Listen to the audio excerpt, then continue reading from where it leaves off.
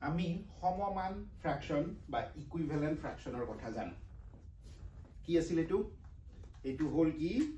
যে যদি তোমাৰ এটা ভগ্নাংশ থাকে ধৰিলে 3 ভাগৰ 4 ভাগৰ 3 মই সদায় উল্টা কওঁ এইটোৰ সমমানৰ কি হ'ব যদি এইটোক 3 ৰে পূৰণ কৰি দিয়া দুইটাকে ওপৰে তলে তেতিয়া যিটো সংখ্যাই পাবা এইটোৱে সমমানৰ হ'ব 4 3 গুণ 12 3 3 গুণ 9 যদি এইটোক যদি তুমি প্ৰথমটোৰ পৰাই ধৰা এটো 3 জায়গা ধৰি লোৱা তুমি পূৰণ কৰি দিলা 7 ওপৰত জি কৰা তলটো একে কৰিব লাগিব তলত জি কৰা ওপৰটো একে কৰিব লাগিব যোগ বিয়োগ নহয় পূৰণ বা হৰণ ওপৰৰ নাম্বাৰটো আৰু তলৰ নাম্বাৰটো যদি একেটা সংখ্যাৰে পূৰণ কৰা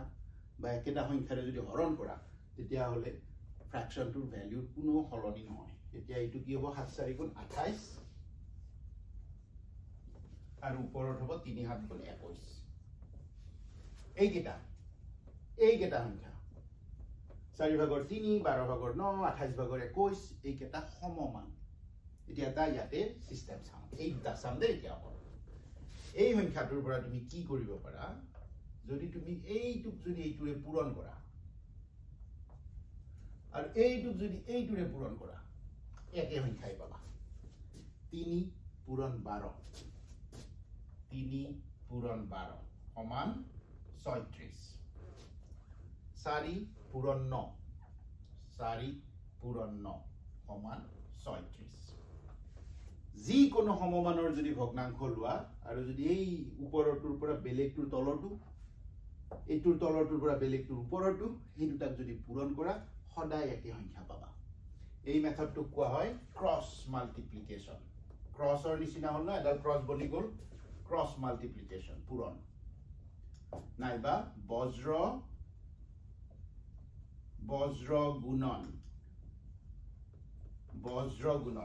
গুণনটো জানো পূৰণ কিন্তু বজ্ৰ কিয় নাম দিলে মই নাজানো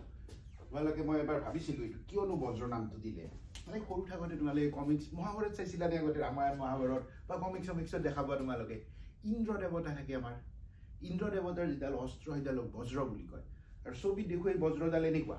আৰু এনেকুৱা কাটি দিয়ে যদি এইটো চাগে সেই কাৰণে বজ্ৰ নামটো দিলে যদি দুটা বেলেগ লোৱা আৰু দুটা এটা লওঁ উদাহৰণ ধৰি লোৱা তুমি এটা ললা কিমান লৈছিল 3 ভাগৰ 4 4 ভাগৰ 9 ভাগৰ 4 এইটোৰ এটা কোৱা এইটোক যদি 5 ৰে পূৰণ কৰো 45 এইটোক যদি 5 ৰে পূৰণ কৰো 20 এই দুটাও যদি চোৱা প্ৰমাণ হিচাপত একেই পাবা এইটো যদি পূৰণ কৰা 4 আৰু 45 4 পূৰণ 45 কিমান হ'ব 180 নহয় 4 2 ৰে 45 কৰিলে 90 আৰু 2 180 এতিয়া যদি এই দুটা কৰা